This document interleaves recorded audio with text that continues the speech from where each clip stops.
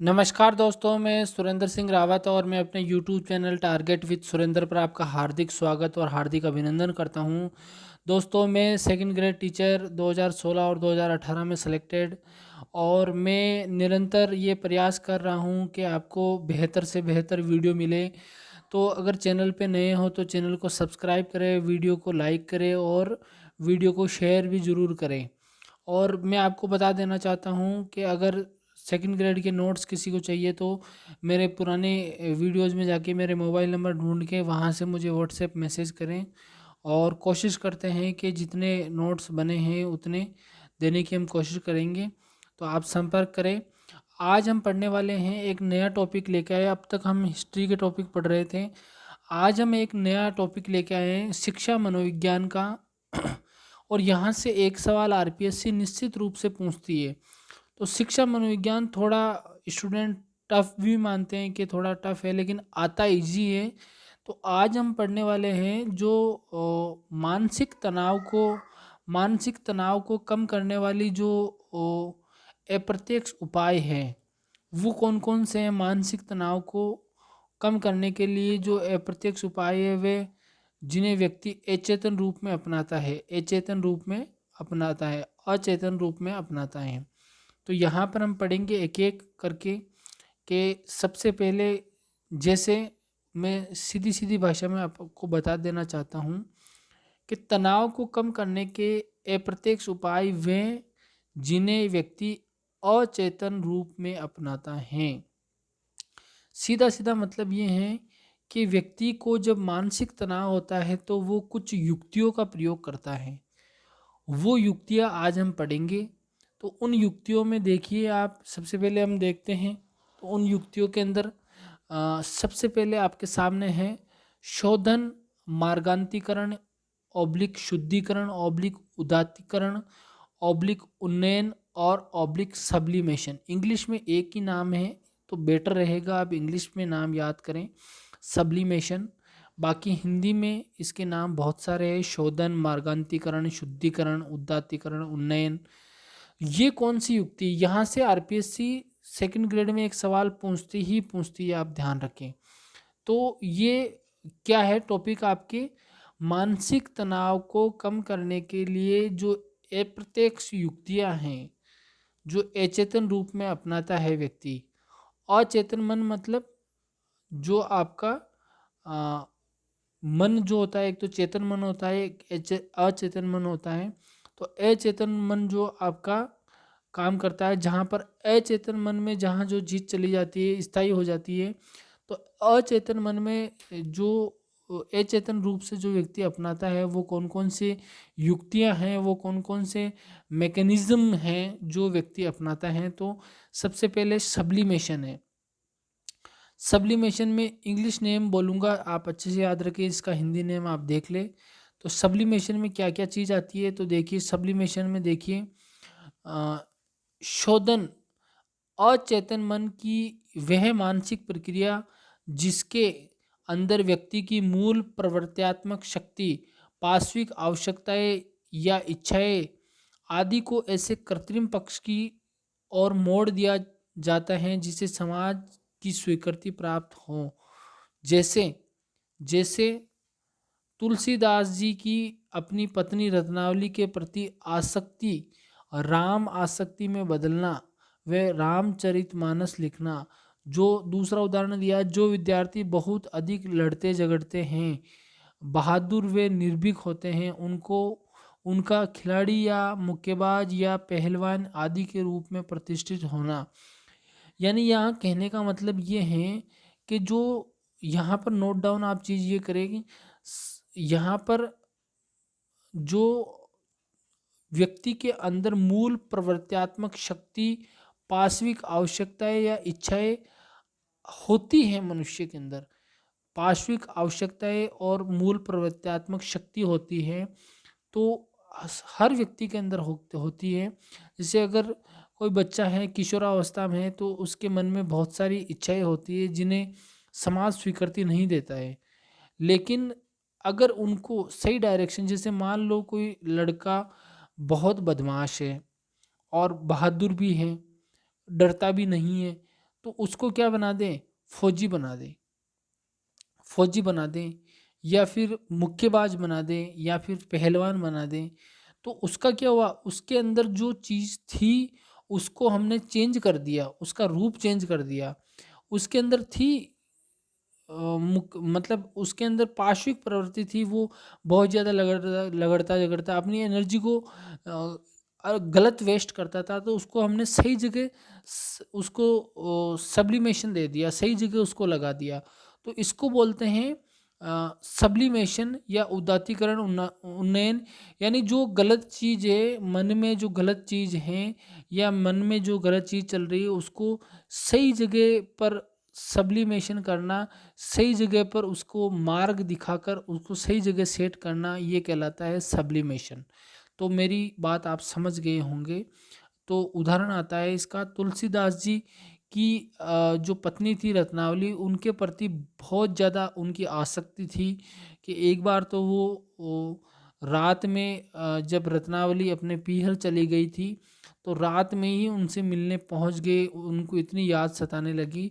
तो बाद में क्या हुआ कि उनका जो उनको जब रत्नावली ने कमेंट किया कि आप जितनी आसक्ति मेरे से रखते हैं उतनी आसक्ति अगर राम से रखते तो आपका उद्धार हो जाता। तो उन्होंने उसी समय अपना विचार बदल लिया और उन्होंने रामचरितमानस लिख दी। तो उनकी जो मोह वाली स्थिति थी पत्नी के प्रति, वो किस में बदल दी, राम के प्रति बदल दी, और उन्होंने रामचरितमानस लिख दिया। तो ये होता है सब्लिमेशन। समझ गए होंगे आप। और कोई डाउट हो तो दोबारा पूछे। पलायन या प्रतिगमन, इसको बोलते हैं रिग्रेशन। ये क्या होता है, प्राय व्यक्ति दुखद या तनाव उत्पन्न होने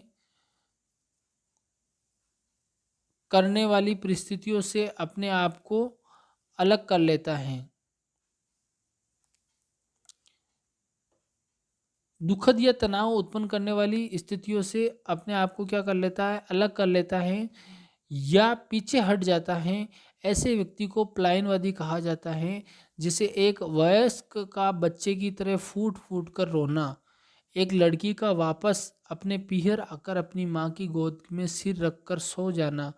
समझे, पलायनवादी स्थिति का मतलब क्या हुआ, रिग्रेशन का मतलब क्या हुआ कि जब दुखद और तनाव वाली स्थितियों से अपने आप को अलग करने वाली परिस्थितियों से अपने आप को अलग कर लेना। दुखद या तनाव उत्पन्न करने वाली परिस्थितियों से अगर आपको कोई भी चीज़ जैसे दुख पहुंचा रही है, ठीक है, जैसे एक लड़की है पीहर में है, सॉरी अपने ससुराल में है, और ससुराल में उसे बहुत ज़्यादा तनाव उत्पन्न हो रहा है, दुख हो रहा है, तो वो वापस अपनी पीहर आती है।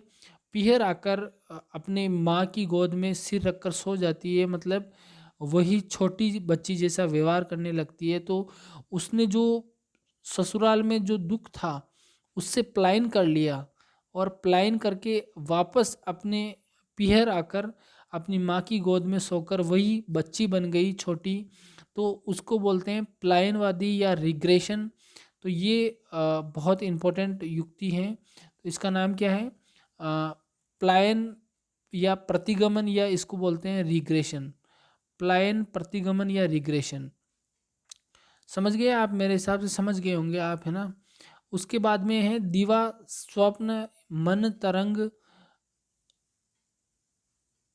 कल्पना प्रवाह डे ड्रीमिंग या फैंटेस्ट फैंटेस्टी फैंटेस्टी।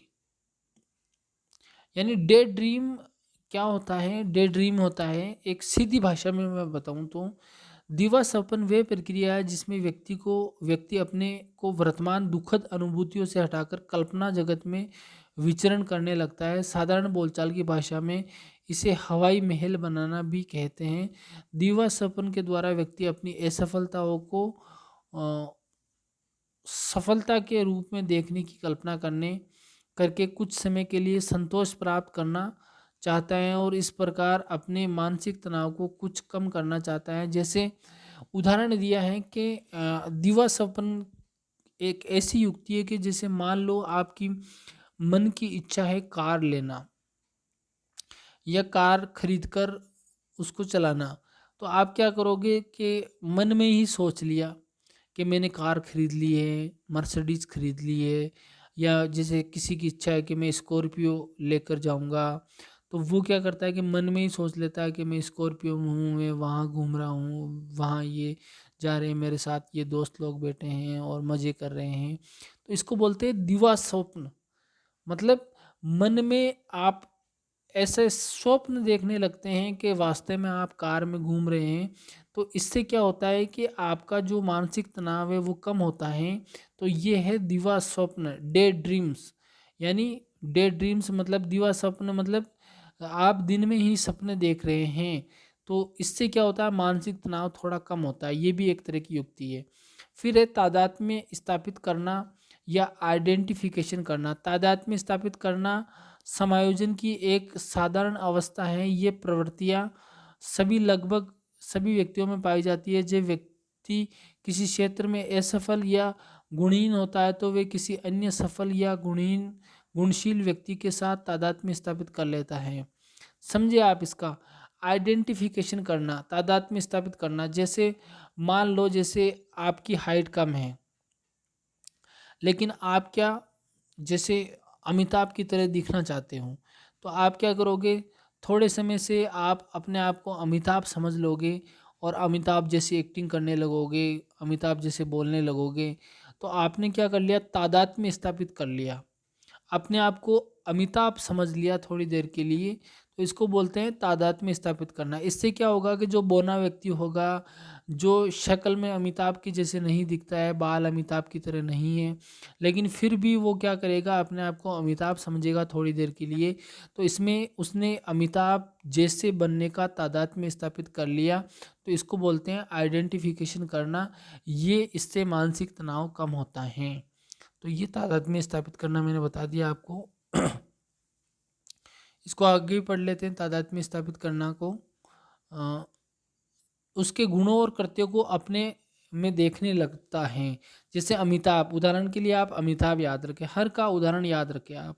अमिताभ, आश्रित होना, डिपेंड। जब व्यक्ति हर संभव प्रयास करने के बावजूद भी लगातार असफल होता रहता है तो वे अपनी समस्या को सुलझाने का उत्तरदायित्व किसी सबल या अधिक बुद्धिमान को सौंप देता है और उसके सुझावों, निर्देशों और आज्ञाओं का पालन खुशी खुशी करने लगता है। इस उपाय से उसका मानसिक तनाव तो दूर होता ही है, साथ ही दोनों के सम्मिलित प्रयास से समस्याओं के हल करने में भी बड़ी सहायता मिलती है और आश्रित व्यक्ति का बहुत हित होता है।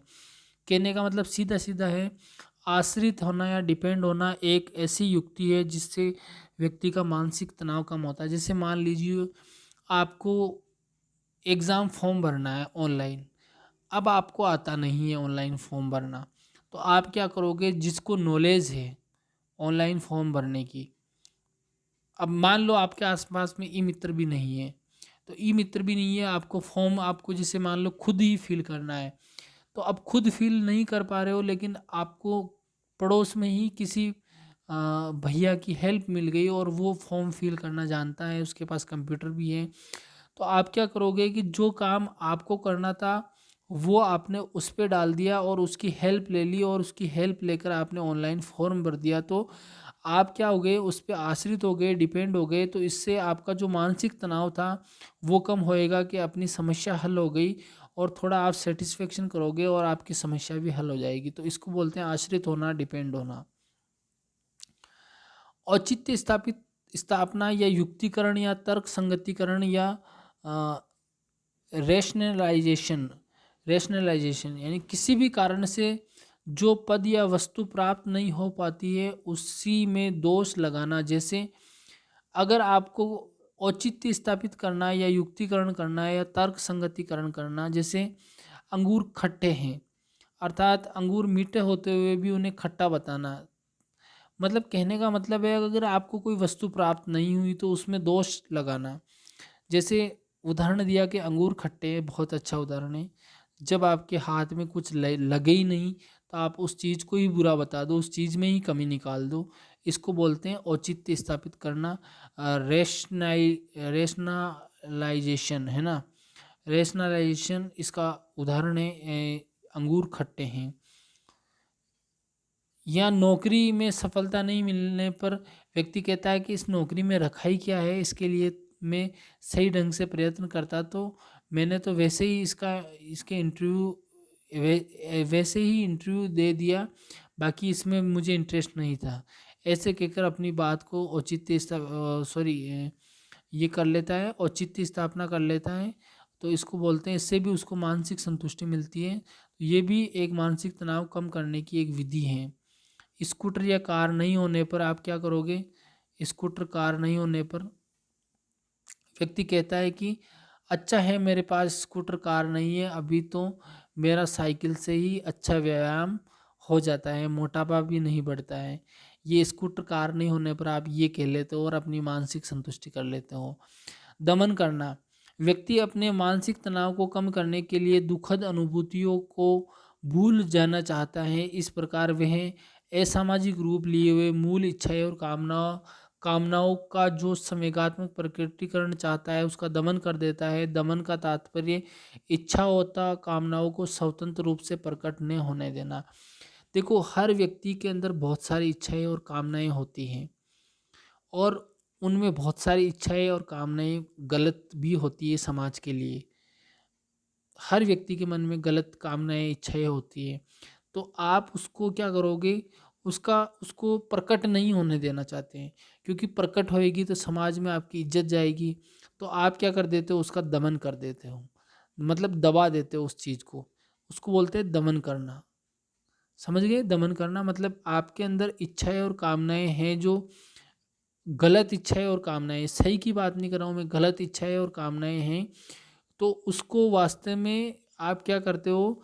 प्रकट नहीं होने देना चाहते हो। प्रकट होएगी तो उसमें बेइज्जती वाला सवाल उठता है, तो आप उसको दबा देते हो। इसको बोलते हैं दमन करना। इससे क्या होगा कि फिर आप उस इच्छा को ही दबा दोगे कि ये इच्छा ही मुझे रखनी ही नहीं है, तो उसका दमन ही कर दोगे, तो आपको मानसिक तनाव थोड़ा आपका कम होगा।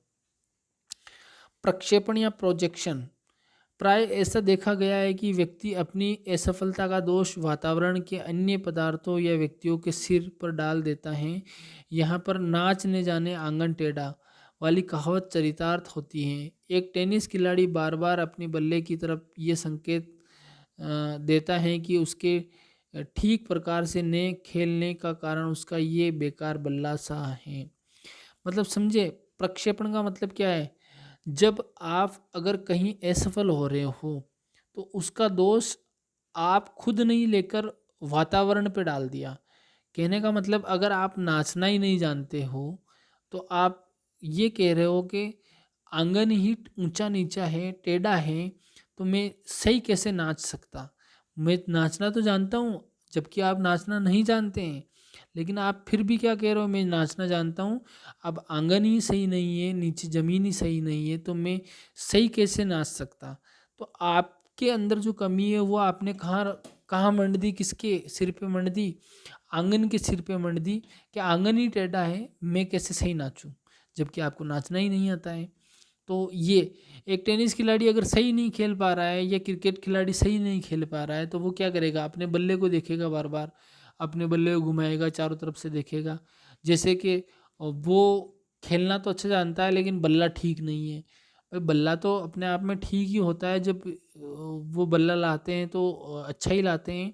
तो बार बार बल्ले को देखकर वो ये संकेत करता है कि मैं तो सही खेलना जानता हूँ, लेकिन इस बल्ले में ही कमी है। तो ये सारी बात आपके सामने रख दी मैंने।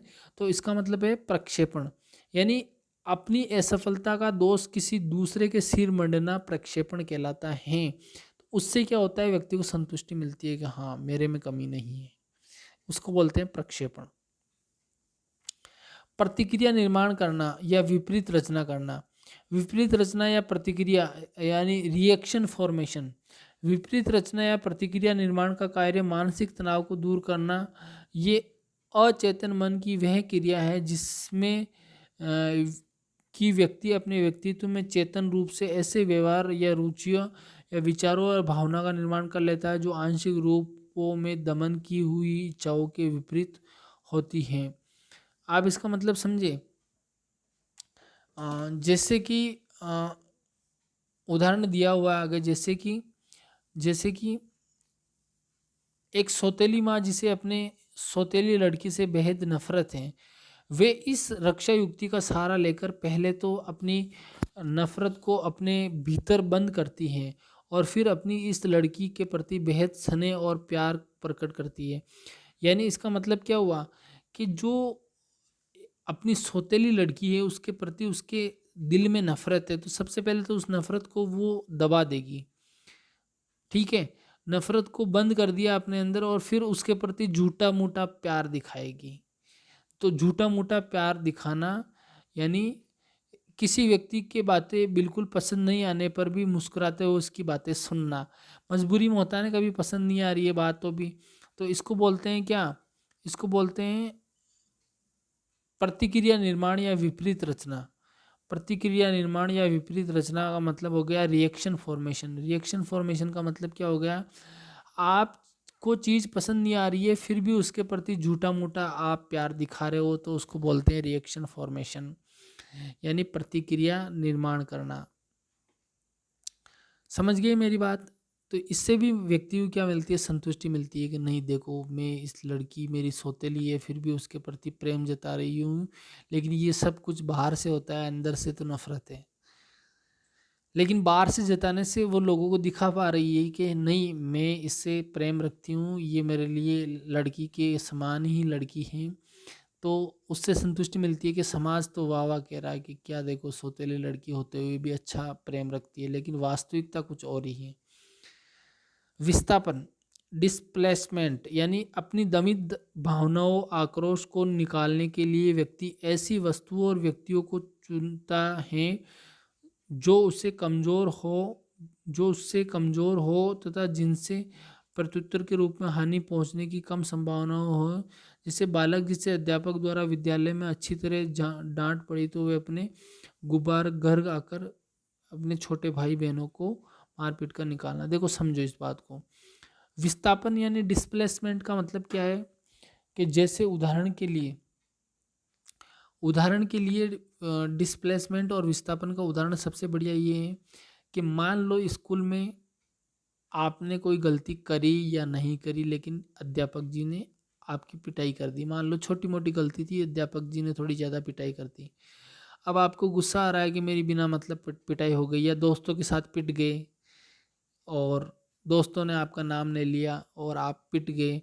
अब आपको गुस्सा आ रहा है तो आप क्या करोगे, घर पे आओगे, तो घर पे आके क्या करोगे, दूसरों पे तो जोर चला नहीं सकते हो, तो अपने छोटे भाई बहन के ऊपर जोर चला सकते हो, तो छोटे भाई बहन को मार दिया, यानी उसका गुस्सा दूसरे पे निकालना, यानी किसका गुस्सा किसी और पे निकालना, यानी छोटी चीज़ पे निकालना जो आपको बदले में आपके साथ में कुछ दोबारा व्यवहार नहीं करे। जैसे आप छोटे भाई बहन को अगर मारते हो तो वो दोबारा आप पे हाथ नहीं उठाएंगे, तो वहाँ का गुस्सा आपने वहाँ निकाल दिया ताकि वो जो गुस्सा है वो शांत हो जाए और आपका जो मानसिक तनाव है वो थोड़ा कम हो जाए। जैसे उदाहरण ये भी दिया जा सकता है कि अगर पति ने पत्नी को डांट दिया तो पत्नी क्या करती है, बच्चों को पीट देती है, तो बच्चे बदले में कुछ कर तो नहीं पाते हैं और पत्नी का जो गुस्सा है वो बच्चों पे निकल जाता है और फिर थोड़ी संतुष्टि होती है, फिर वो शांत हो जाती है। इसको बोलते हैं विस्थापन या डिस्प्लेसमेंट। शमन, कष्टदायी आवेगों स्मृतियों को जानबूझकर चेतन अस्वीकृति या निष्कासन शमन कहलाता है। यानी कष्टदायी आवेग और स्मृतियों को जानबूझकर, जो आपका चेतन मन होता है ना, जो एक्टिव मन होता है उसको चेतन मन बोलते हैं, जो एक्टिव होता है, तो वहाँ पर क्या होता है कि आपके चेतन मन में बहुत सारी ऐसी कष्टदायी चीज़ें होती है। जैसे मान लो अ, आप जैसे मान लो किसी का एक्सीडेंट हो गया, अब वो दिमाग में चल रहा है कि एक्सीडेंट हुआ, गलत हुआ, या मान लो आपने कोई गलती से ऐसा काम कर दिया, मान लो गलती से आपने ऐसा काम कर दिया जिससे आपको बहुत नुकसान उठाना पड़ा, तो अब आप क्या कहोगे, आपके चेतन मन में वो चीज़ चल रही है, एक्टिव मन में वो चीज़ चल रही है कि नुकसान हो गया, आप क्या करें, टेंशन में हो बहुत भयंकर, तो आप क्या कहोगे, अब यार हुआ जो हुआ उसको भूल जाओ, हुआ जो हुआ उसको भूल जाओ। यानी उस चीज़ों को आपने क्या कर दिया, जानबूझकर क्या कर दिया, उस चीज़ों को जानबूझकर आप नकार रहे हो कि हुआ जो हुआ उसको भूल जाओ। आप जानबूझ के नकार रहे हो तो उसको बोलते हैं शमन करना। यानी चेतन मन से उस चीज़ को, एक्टिव मन से उस चीज़ को हटाना चाह रहे हो और वो हट भी रही है और आप हटा भी देते हो उसको, तो उसको बोलते हैं शमन करना। समझ गए? वास्तविकता अस्वीकार करना। कुछ लोग क्या करते हैं कि इस दुनिया में जो वास्तविक होता है उसको स्वीकार नहीं करते। जैसे उदाहरण के लिए सबसे बढ़िया उदाहरण इसका है कि कबूतर है, उसके सामने बिल्ली आ गई। अब बिल्ली आ गई तो उसने क्या किया, आंख बंद कर ली और आंख बंद करने से बिल्ली दिखना बंद हो गई, जबकि बिल्ली है वहीं। तो अब यहाँ पर कबूतर क्या कर रहा है कि जो वास्तविकता है उसकी उपेक्षा कर रहा है। कि वास्तविकता ये कि वो ये आंखें बंद करके ये सोच रहा है कि बिल्ली चली गई, बिल्ली नहीं दिख रही है, इसका मतलब बिल्ली चली गई। इसका मतलब ये नहीं है, उसने वास्तविकता का अस्वीकार कर दिया। अप्रिय चीज़ थी वो, उसके लिए बिल्ली, कबूतर के लिए वो अप्रिय चीज़ थी। बिल्ली कबूतर को खाती है, आप समझते हो, पकड़ लेती है। तो वो कबूतर आंख बंद करके ये सोच रहा है कि बिल्ली चली गई, यानी वास्तविकता को अस्वीकार कर रहा है। तो इसको बोलते हैं वास्तविकता को अस्वीकार करना, डेनियल ऑफ रियलिटी। समझ गए मेरी बात? तो ये इससे इससे कबूतर को थोड़ी देर के लिए, कुछ सेकंड्स के लिए उसको शांति मिलती है कि बिल्ली चली गई, लेकिन बिल्ली उसको पकड़ लेती है और फिर वो मारा जाता है। तो वास्तविकता अस्वीकार करना। बचने के लिए पर्यावरण के अनेक प्राणी प्राय प्रयास करते हैं, जैसे कबूतर बिल्ली को देखकर आंखें बंद कर लेता है, ये उदाहरण मैंने दे दिया आपको। अंत्य प्रक्षेपण। वातावरण के गुणों को जब व्यक्ति अपने व्यक्तित्व में सम्मिलित कर लेता है तब व्यक्ति की यह प्रकृति अंत्य प्रक्षेण प्रक्षेण कहलाती है, यानी इंट्रोजेक्शन। उदाहरण है किसी दुख में दुखी होकर स्वयं को उसके जैसा अनुभव करना। देखो, जैसे मान लो कि कहीं दुख है, आपका मित्र दुखी है। अब आप दुखी नहीं हो रहे हो, आपका मित्र दुखी है और आप दुखी नहीं हो रहे हो, फिर भी क्या कर रहे हो, ऐसा दिखा रहे हो मित्र के सामने, या अपने आप को ऐसा फील करवा रहे हो कि मैं भी दुखी हूँ। तो वातावरण में ऐसा माहौल बन जाएगा कि देखो मित्र दुखी है तो ये भी दुखी है, जबकि वास्तविक रूप से कुछ और चीज़ चल रही है। तो जैसा मित्र है या जैसा दुख का वातावरण है, वैसा ही अपने आप को दुखी बना लेना। समझ रहे हो ना? जैसे मान लो कोई शोक सभा है तो वहाँ जाकर भी, अभी थोड़ी देर पहले तो आप हंसते हंसते जा रहे थे, लेकिन जैसे ही शोक सभा में पहुँचे तो वहाँ के वातावरण में ढल गए, और जैसे सब दुखी है वैसे ही आप भी दुखी दिख रहे हो सब लोगों को, और आप भी दुखी हो। तो वातावरण के गुणों को जब आप व्यक्ति अपने व्यक्तित्व में सम्मिलित कर लेता है तो इसको बोलते हैं अंत्य प्रक्षेण, इंट्रोजेक्शन। प्रत्यक्करण, विड्रॉल।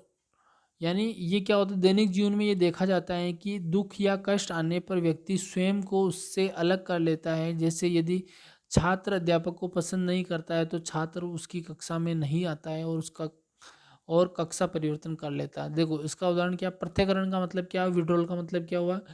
जब मान लो उदाहरण के लिए दैनिक जीवन में अपन देख लेते हैं कि ऐसा देखा गया है कि जब दुख देने वाली या कष्ट देने वाली या आने वाला व्यक्ति जो है स्वयं को उससे अलग कर लेता है। जैसे मान लो कोई अध्यापक है, अब उस अध्यापक को आप पसंद नहीं करते हो, या मान लो आपका दोस्त है और दोस्त था, अब दोस्त नहीं है, उसको पसंद नहीं करते हो, या आपका कोई दुश्मन है उसको पसंद नहीं करते हो। तो जैसे ही वो, आप जहाँ बैठे थे वहाँ वो दोस्त वो दुश्मन जो था आपका वो आया, तो आप वहाँ से उठकर दूसरी जगह चले गए। तो आपने क्या कर लिया, विड्रॉल कर लिया, पृथक्करण कर लिया, उस चीज़ को ही छोड़ दिया आपने, जिससे आप जिसको जिसको देखकर आप जिसे देखते हो और उसे पसंद नहीं करते हो, वहाँ से आप हट जाते हो, अलग कर लेते हो अपने आप को। उसको बोलते हैं पृथक्करण करना। ये समझ में आ गया? तो ये सारी युक्तियाँ थी जो मैंने बता दिया आपको। तो ये एक्चुअल में मानसिक तनाव को कम करने की अप्रत्यक्ष मनोरचनाएं हैं। तो हमारे टॉपिक का नाम है मानसिक तनाव को कम करने की अप्रत्यक्ष मनोरचनाएं। तो ये एग्ज़ाम में सवाल पूछा जाता है। इनमें से एक आप इंग्लिश नेम ज़रूर याद रखें, एक-एक उदाहरण ज़रूर याद रखें, अपने दिमाग में सेट कर लें। हर तनाव करने करने वाली प्रत्येक जो मनोरचनाएँ हैं उसकी इंग्लिश नेम और उसका एक उदाहरण अपने दिमाग में सेट कर ले। उदाहरण से आपको चीज़ दिमाग में आ जाएगी। वहाँ पर आपको घुमा के सवाल पूछा जाएगा। कोई परिस्थिति आपके सामने रख दी जाएगी और आपको पूछेंगे ये कौन-सी अप्रत्यक्ष मनोरचना है? तो आपको वहाँ जवाब देना पड़ेगा। सेकंड ग्रेड की तैयारी कैसे करते हैं? सेकंड ग्रेड में सिलेक्शन कैसे लेना है? ये सब कुछ मेरे वीडियोज़ में डाल रखा है। मेरा टेलीग्राम चैनल ज़रूर जॉइन करें, आपको वहाँ पर नई-नई चीज़ आपको देखने को मिलेगी। लिंक दे रखा है डिस्क्रिप्शन में। इंस्टाग्राम पे फॉलो करें और ट्विटर पर भी फॉलो करें और अधिक से अधिक दोस्तों तक पहुँचाएँ। धन्यवाद।